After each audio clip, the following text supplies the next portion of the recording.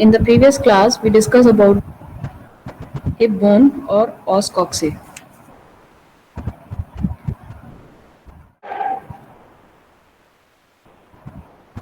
Okay.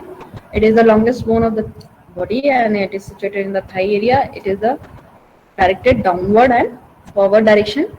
And for description, it has two extremities, proximal extremity and distal extremity, and a shaft.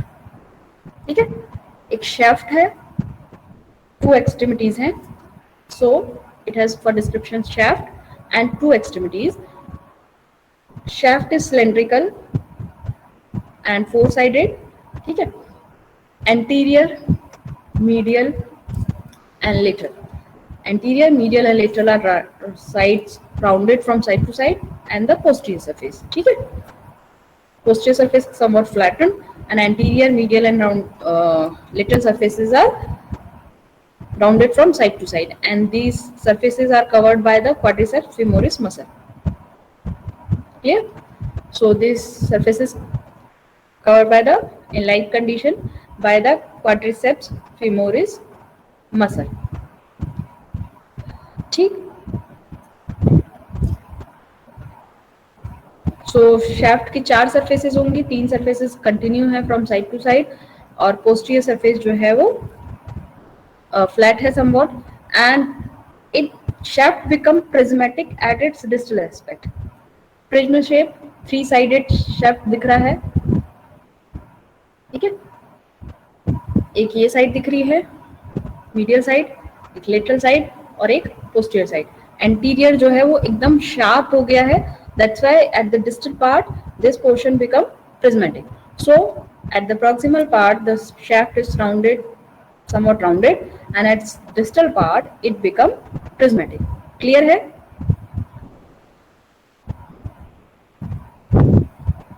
ठीक.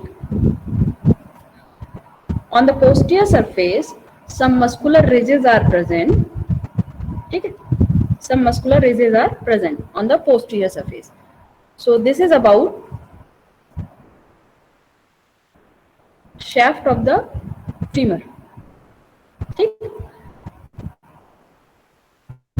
On the medial border, this one is medial border. On the medial border, here you can see a projection that known as trochanter minor. दिख रहा है सभी को? Here you can see a projection that known as trochanter minor.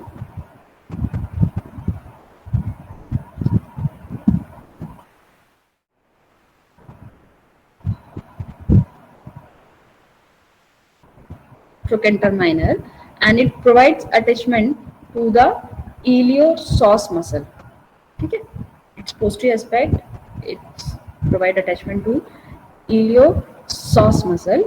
जब हम psoas muscles पढ़ेंगे, psoas major, psoas minor, iliacus, quadratus lumborum, तब वो मसल्स जो हैं they inserted over the trochanter major and trochanter minor part. So this portion is provide attachment to the iliopsoas muscle, and it also forms the boundary for the attachment of the quadriceps femoris का जो part होता है vastus medialis. medialis के attachment को provide कराता है vastus medialis. ठीक है. On the proximal extremity, you find head. It is hemispherical in shape and situated medially, and it articulates with the acetabulum of the os coxae. ठीक है, it articulates with the acetabulum of the os coxae, and in between, in the middle of the head, here you can see the depression. In the middle of the head, here is a depression is present that known as fovea capitis, and it provides attachment to the round ligament. That round ligament provides attachment between the non-articular part of the acetabulum and the head of the femur, and this depression is present is known as fovea capitis. Okay, capitis is term used for the head, and it is fovea in shape, not in a fossa. It's fovea, and that's why it named as fovea capitis. Okay, clear? On the lateral part of the proximal extremity, you find a greater enlargement that known as trochanter major. ठीक है, trochanter major, and it raised above the head. Head के level से ऊपर उठा हुआ है. It raised above the head and it provides attachment to deep gluteus muscle. Gluteus muscle के बारे में हमने तब भी बात की थी जब हम ग्लूटियल सरफेस के बारे में बात कर रहे थे. So insertion of the gluteal muscle is occur at the greater trochanter.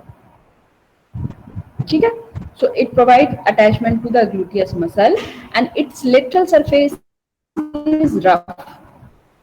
Lateral surface is rough and coated with a cartilage over which medial gluteal muscle is inserted. Okay, so it provides two muscles attachment, medial gluteus and the deep gluteus.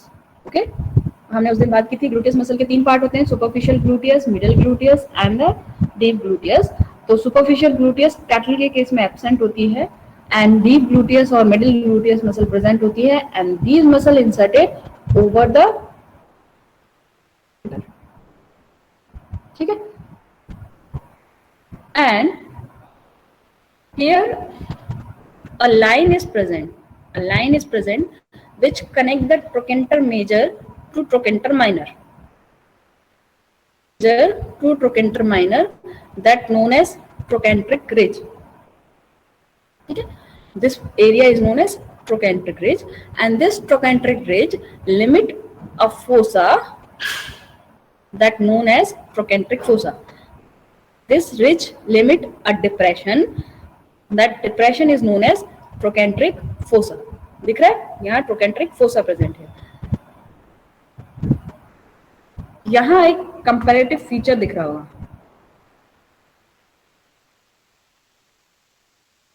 Difference दिखाई दे रहा है? कोई difference समझ में आ रहा है proximal extremity में?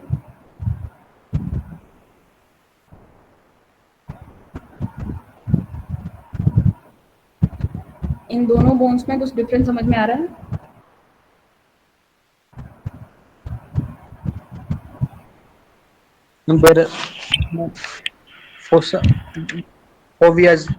यहाँ हमें एक ट्रोक्लियर, हाँ यहाँ जो हमें ट्रोकेंट्रिक फोसा है that is clearly demarcated and deep, और यहाँ पर ट्रोकेंट्रिक फोसा जो है वो बहुत डीप नहीं है and it is not very much demarcated by the और it is not in a triangular fashion. ठीक है, अभी हम इसके बारे में बात करेंगे. This is the bone of horse and this is very much clear differentiating feature. और ये जो स्ट्रक्चर है थर्ड ट्रोकेंटर, यहाँ पे ट्रोकेंटर मेजर के नीचे कुछ भी स्ट्रक्चर नहीं दिख रहा है, कोई रीजन नहीं दिख रही है ना, कोई एनलार्जमेंट नहीं दिख रहा है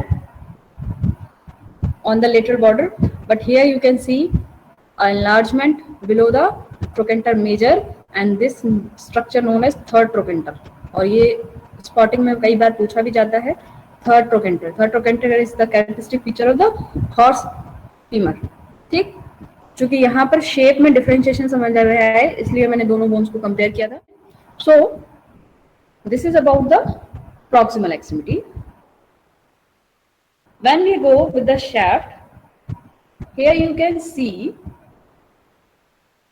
at the distal part of the shaft you can see a presence of a fossa that known as supracondyloid fossa. Supracondyloid fossa, and on both sides of the supracondyloid fossa you find a ridges known as medial supracondyloid ridge or lateral supracondyloid ridge. Medial supracondyloid crest and lateral supracondyloid crest. Okay, supracondyloid fossa, and on both sides you can see the medial supracondyloid crest and the lateral supracondyloid crest. From the supracondyloid fossa, superficial digital flexor muscle is originate, and on the both these sides, gastrocnemius muscle is originate. Okay. From the supracondyloid fossa, superficial digital flexor muscle is originate, and on both sides of the crest,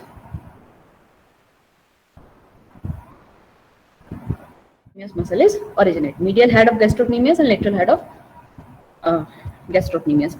Here you can see the crest is present towards the head. just below the head or just below the this trochanter minor is known as medial supracondyloid crest, or the crest below the greater trochanter is known as lateral supracondyloid crest. Okay, and the depression present between these two crests is known as supracondyloid fossa. Okay, when you come to the distal extremity, when we come to the distal extremity, here you can see two structure. ये क्या structure हो सकता है? कैसा दिख रहा है ये structure? Trochlear shape. Trochlea, ठीक है? Fully like. So anteriorly trochlea is present and posteriorly ये shape कैसा दिख रहा है?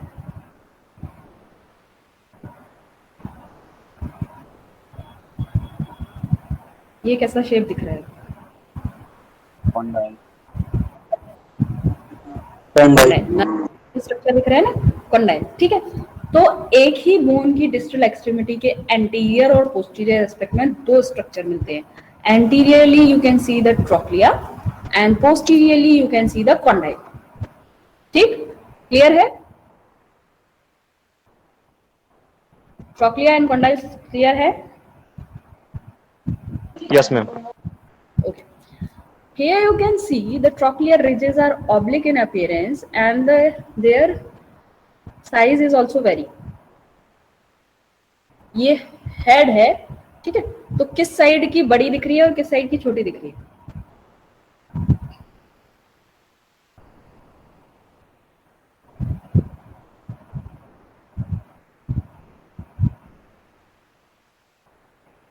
किस तरफ की रिज बड़ी दिखाई दे रही है और किस तरफ की छोटी दिखाई दे रही है?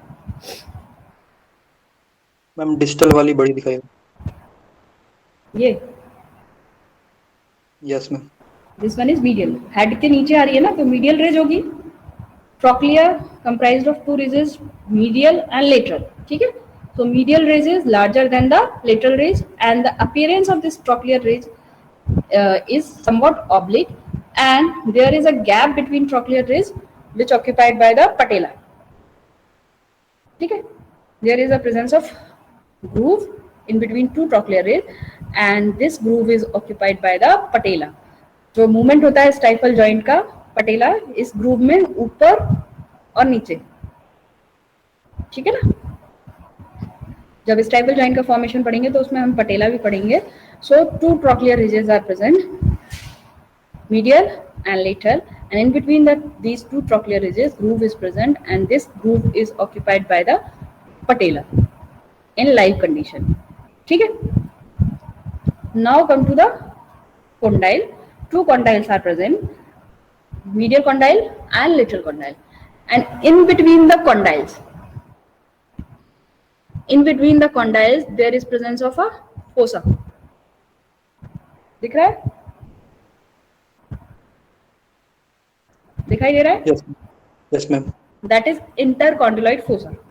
In between two condyles, fossa is present. That is known as intercondyloid fossa. And these condyles articulate with the tibia. नीचे कौन सी बोन आएगी? Tibia. ठीक है? Trochlear ridge पे patella I and distally condyles के साथ articulate करेगी tibia, menisci and tibia. ठीक है?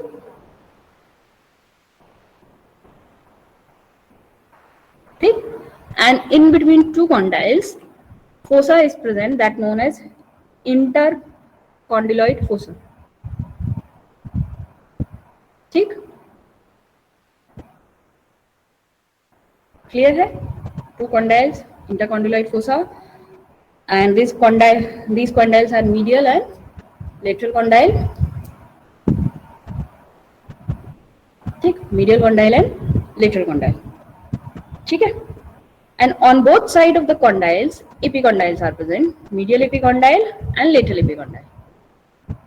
Condyles के ऊपर एक enlargement देखने को मिलता है, that is non-articulating, medial epicondyle and lateral epicondyle, and to these epicondyles, the ligaments are attached, ligaments of stifle joint, medial collateral ligament and lateral collateral ligaments attached with these joints.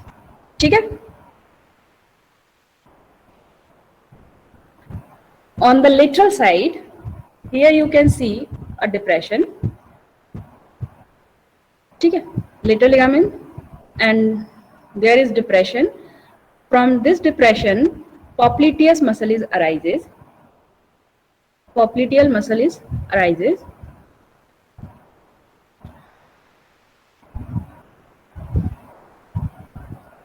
Between the condyle and trochlea. Between the condyle and trochlea, lateral condyle. Okay. Between the lateral condyle and trochlea, there is a fossa that known as extensor fossa. ठीक है, ये lateral condyle trochlea हो गया, ये lateral condyle हो गया, और इन दोनों के बीच में एक डिप्रेशन है that known as extensor fossa. And from this extensor fossa muscles are originate. Extensor muscles of hind limb are originate. Extensor digitalis muscle, extensor digitalis longus and peroneus tertius. ठीक है, peroneus tertius. Three muscles are originate from the extensor fossa. Extensor digitalis medius, extensor digitalis longus and peroneus tertius. Medial digital extensor, long digital extensor and peroneus tertius originate from this extensor fossa. ठीक है, clear? Is there any doubt? Okay. So on the distal extremity, a lots of features are present on the distal extremity of the femur. Here you can see the presence of trochlea. ठीक है, anteriorly and condyles posteriorly. इतना clear है? Presence of trochlea anteriorly and condyle posteriorly. Two structure हमें distal extremity में देखने को मिलेंगे. ठीक है, the trochlea comprised of two trochlear ridges, medial and lateral. Medial trochlear ridge and lateral trochlear ridge. ठीक है, and in between these two trochlear ridges there is a presence of groove that occupied by the patella. ठीक है, इतना clear हुआ trochlear के बारे में? Okay. The posteriorly condyles are present and these condyles articulate with the tibia and menisci. Two condyles are present, medial condyle and lateral condyle. In between these two condyles there is a presence of fossa that known as intercondyloid fossa. ठीक है, intercondyloid fossa. In between these two condyloid fossa is present. A fossa is present चूंकि दो condyles के बीच में, that's why it named as intercondyloid fossa. On both side of the condyles there is a presence of epicondyle. दोनों side पे epicondyle present होंगे. This one is medial epicondyle and this one is lateral epicondyle. ठीक है, lateral epicondyle के नीचे से there is the origin of the popliteus muscle, and in between the lateral condyle and lateral trochlear ridge. क्या ma'am muscle का क्या था? Popliteus. ठीक है, popliteus muscle is arises. ठीक, in between the lateral condyle and lateral trochlear ridge there is presence of a fossa that known as extensor fossa. यहाँ से extensor muscle originate होती है. ठीक है, intercondyloid fossa दोनों condyles के बीच में था और ridge और condyle के बीच में एक fossa present है that known as extensor fossa. ठीक है, यहाँ दो डिप्रेशन अपन देख सकते हैं यहाँ पे. एक तो यहाँ दिख रहा है डिप्रेशन, जो फिंगर मैंने अभी हटा ली, ये डिप्रेशन दिख रहा है एक, और एक यहाँ डिप्रेशन दिख रहा है. यस दिख रहे हैं? ठीक है, एक तो दोनों कॉन्डाइल्स के बीच में है, इन दोनों कॉन्डाइल्स के बीच में है, जो मेरी लिटिल फिंगर है जस्ट में, वो दोनों कॉन्डाइल्स के बीच में है. यस ठीक, ये इंटरकॉन्डिलाइट फोसा हो गया. और जो मेरी मिडिल फिंगर है, ये ट्रोक्लिया है और ये कॉन्डाइल है, इसके बीच में ये डिप्रेशन है.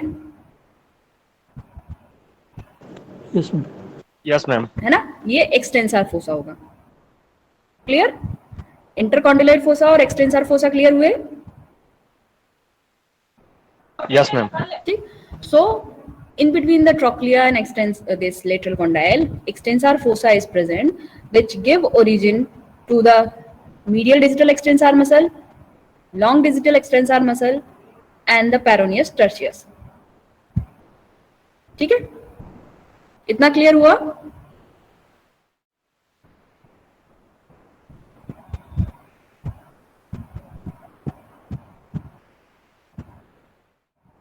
हॉर्स, ठीक है, इसमें भी 3 सरफेसेस वैसे ही rounded from side to side है, बट पोस्टीरियर सरफेस फ्लैट है और वाइड है। ठीक, क्लियर?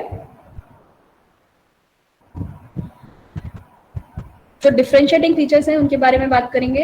हेड के नीचे हमें कौन सा ट्रोकेंटर मिलेगा? मीडियल बॉर्डर पे हमें कौन सा ट्रोकेंटर था? Third trochanter. मीडियल बॉर्डर पे। अभी कैटल में जो हमने देखा मीडियल बॉर्डर पे कौन सा ट्रोकेंटर था? Trochanter minor. ट्रोकेंटर माइनर, ठीक है। So trochanter minor is in the ridge form.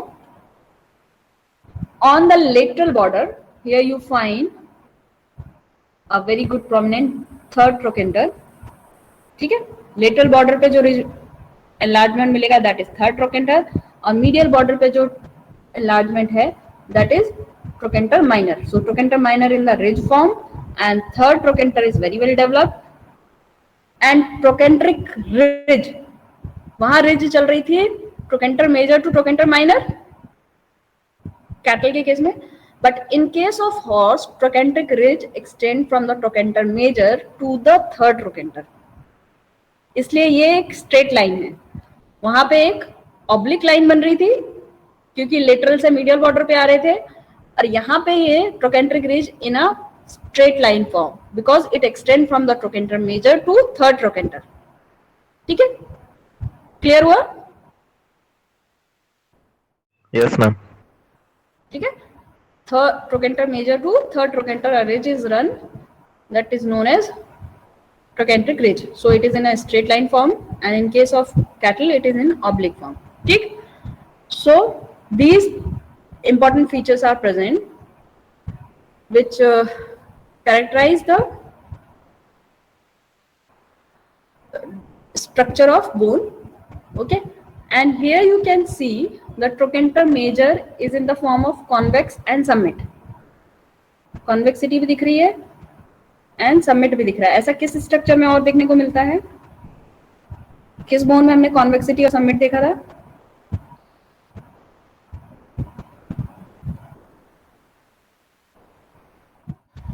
Convexity and summit, clear?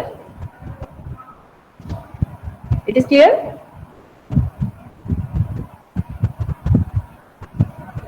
ठीक, convexity and summit, third trochanter, trochanter minor, head, इतना क्लियर हो गया? Yes, ma'am. Okay. On the distal aspect, the supracondyloid fossa is more deep. ठीक है, supracondyloid crest are more prominent.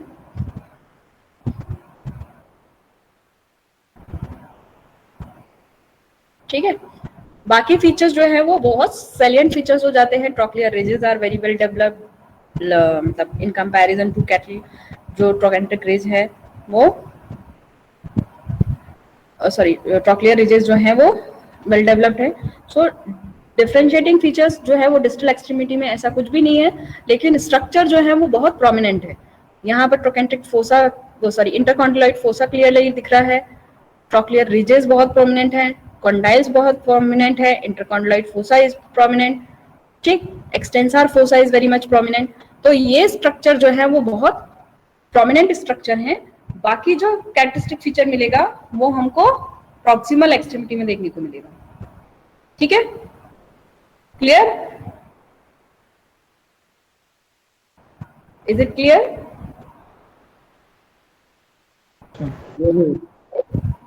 Okay.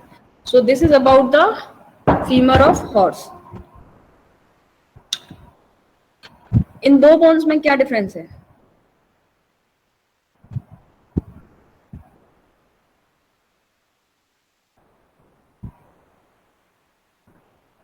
कुछ difference दिखाई दे रहा है इन दो बोन्स में?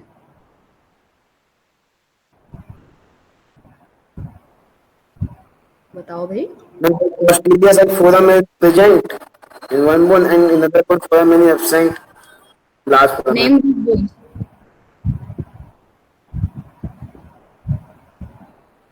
Name this bone.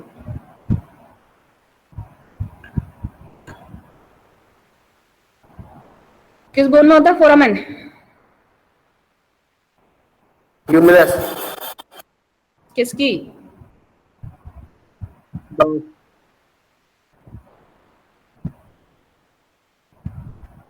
ठीक, तो डॉग की ह्यूमरस है और ये डॉग की फीमर है, इसलिए मैंने दोनों बोन साथ में पकड़ी है।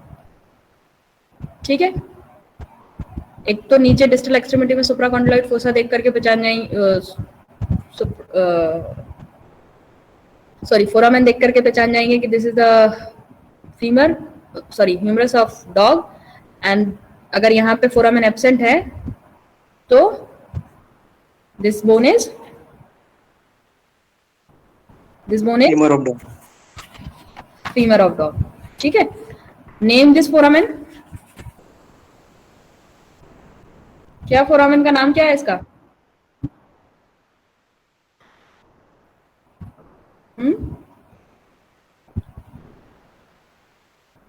supra supratrochlear foramen because it is just above the trochlear structure. ठीक है, supratrochlear foramen। डिस्टल एक्सट्रीमिटी में क्या क्या बोलते हैं? ट्रोक्लिया एंड कैपिटुलम, कुछ याद है? Yes ma'am. किसको बोलते हैं ट्रोक्लिया? मीडियल वाले को। ठीक, so this is the femur of dog and here you can see the presence of very well developed hemispherical head। जो डिफरेंस देखने को मिलेगा वो हेड का स्ट्रक्चर दिख रहा है हेमिस्फेरिकल, एंड हेड में फोपिया कैपाइटिस बहुत अच्छे से डेवलप नहीं है। ठीक है, शाफ्ट इज कर्व्ड, शाफ्ट में कर्वेचर देखने को मिलेगा। हेड जो है वो हेमिस्फेरिकल इन शेप है, एंड ये क्या स्ट्रक्चर है?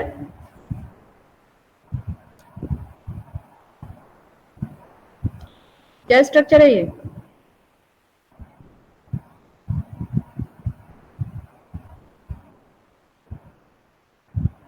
ट्रोकेंट्रिक फोसा है ना। ट्रोकेंट्रिक रिज जो है वो ट्रोकेंटर मेजर से ट्रोकेंटर माइनर की तरफ जाती है and it line the trochanteric fossa. ये डिप्रेशन जो दिख रहा है दिस इज ट्रोकेंट्रिक फोसा। ठीक है, तो ट्रोकेंटर मेजर से ट्रोकेंटर माइनर की तरफ ट्रोकेंट्रिक रिज चलेगी। हॉर्स में कैसी चल रही थी, कहां से कहां तक जा रही थी? ट्रोकेंट्रिक मेजर से थर्ड ट्रोकेंटर तक।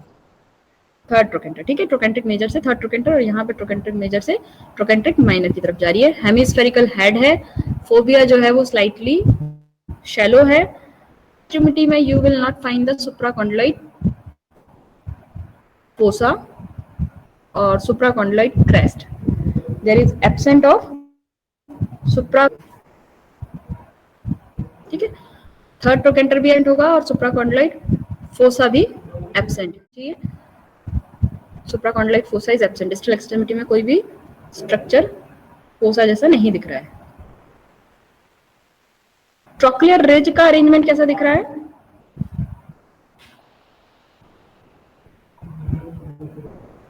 ट्रोकेंटर मेजर से ट्रोकेंटर माइनर तक। Trochlear ridge are sagittal. Trochlear ridge के बारे में बात कर रहे हैं हम, ट्रोकेंट्रिक रिज के बारे में बात नहीं कर रहे हैं। ट्रोक्लियर रिज, दो टर्म्स अलग अलग हैं। ट्रोकेंटर पे जो चल रही है दैट इज ट्रोकेंट्रिक रिज, चल रही है दैट इज ट्रोक्लियर रिज। ठीक है ना। Supracondyloid fossa is absent but supracondyloid crest are present but not very well demarcated. ठीक है, supracondylate fossa is present but supracondylate fossa is absent but supracondylate not very much demarcated, and here you can see trochanteric ridge which runs almost parallel। ठीक है, उधर कहाँ कैसी चली थी cattery में? somewhat oblique, and here it is almost sagittal or parallel to each other। ठीक है, clear? So this is the femur of dog। Characteristic features present over the femur of different species। Pig की humerus कैसी होती है?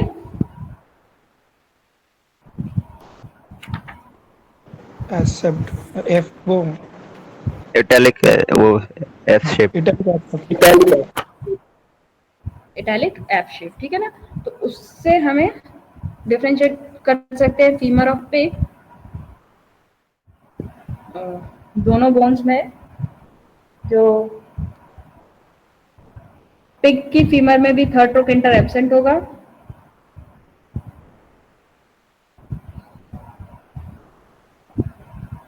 and shaft is quadrilateral. Actually pig की bones, loose bone available नहीं है, so we will try to see this bone when you come to the class, okay. And this is about the differentiating features of femur of different species. Wait.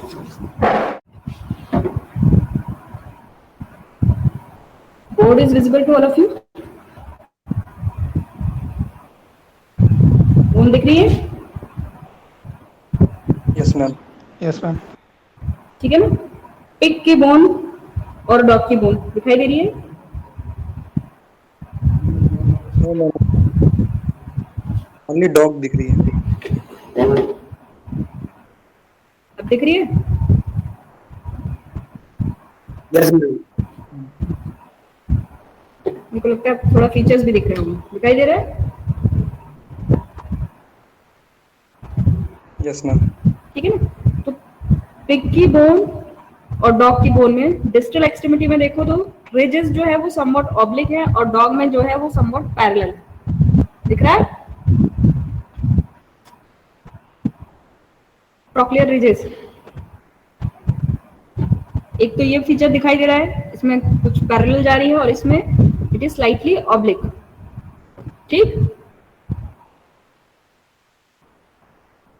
Clear? Yes, ma'am. ठीक है। देखेंगे तो head और trochanter major almost एक ही level पे हैं, head और trochanter major, ठीक है। these two structure are present at same level, ठीक है। डॉग के केस में trochanter major is going above the head, ठीक है। डॉग की तो अपने पास लूज बोन भी अवेलेबल है, तो यहाँ भी देख सकते हैं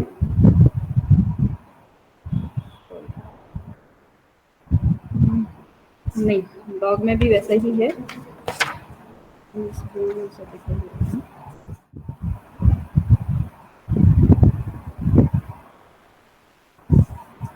दोनों ही केसेस में ऐसा है कि जो डॉग में भी it is almost at the same level, in case of pig it is almost present at the same level.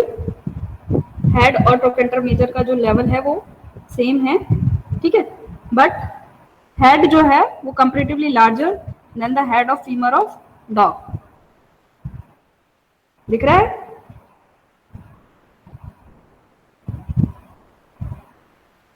अंतर दिखाई दे रहा है दोनों में? डिफरेंस समझ में आ रहा है? प्रॉक्सिमल एक्सट्रीमिटी में उतने डिफरेंशिएटिंग फीचर्स नहीं है, जितना हम डिस्टल एक्सट्रीमिटी देखेंगे तो हमें ज्यादा अच्छे से समझ में आएगा। Presence of parallel trochlear ridge in case of dog and presence of oblique trochlear ridge in case of pig, ठीक है।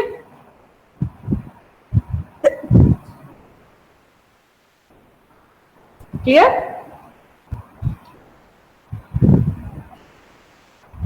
क्लियर है? Yes, ma'am. Yes, ma'am. Okay. Of different species, clear, very much clear to all of you. Is there any doubt?